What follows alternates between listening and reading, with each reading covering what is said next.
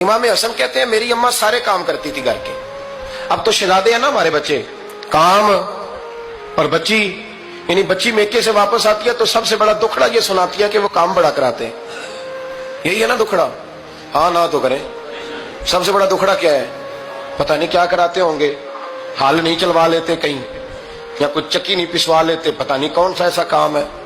और मैं, आप नाराज ना हो जाना, मैं भी बेटी का बाप हूं, मैं भी बहनों का भाई हूं, मैं भी इस बात को समझता हूं, लेकिन एक बात जहन में रखना कि ये बात नहीं है कोई करने वाली कि सारे बच्ची के माँ बाप जमा होकर पहुंच जाते हैं हमारी बच्ची जी काम बड़े करती है। मसलन क्या करती है, क्या करती है वो?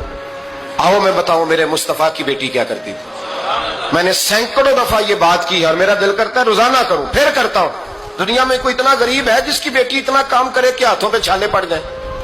है कोई इतना गरीब तो उठ के बताए कि मेरी बेटी ससुराल में इतना काम करती है कि छाले पड़ जाते हैं? मैं दिखाता हूं, मेरे रसूल की शहजादी को छाले पड़ जाते।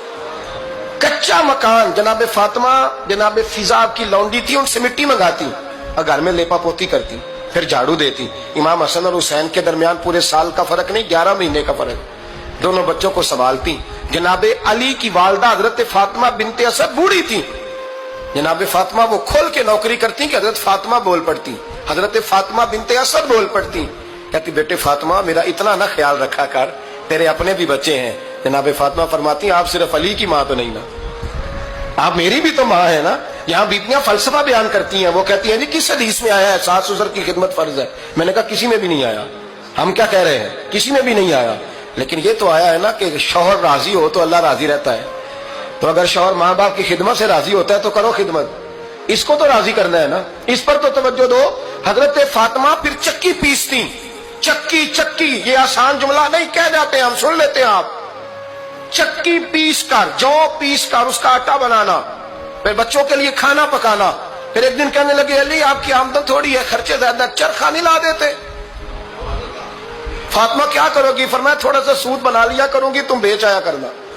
चलो मैं थोड़ा हाथ बटाऊंगी। ये सारी ड्यूटियां करके हजरत हसन बरवाते हैं। फिर इज्जत वाले रसूल की इज्जत वाली बेटी, फिर शानों वाले नबी की शानों वाली बेटी, फिर पाक महबूब की पाक शहजादी, सारी ड्यूटियां करके रात को मौला अली से कहती अगर आप इजाजत दें तो अल्लाह को राजी ना कर लूं? हजरत अली फरमाते फातिमा जैसे दिल करे। तो इमाम हसन कहते हैं फिर मेरी माँ मुसल्ला बिछा लेती, मुसल्ला, और फिर सारी रात वो नमाज पढ़ती, सारी रात।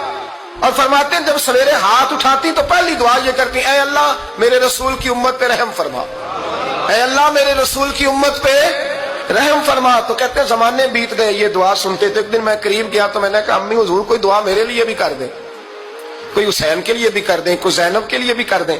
सारी दुआएं उम्मत मुस्तफा उम्मत मुस्तफा उम्मत मुस्तफा। कितना बड़ा जुमला है, कितना बड़ा शेख मौकी ने लिखा है, कितना बड़ा। जनाब फातिमा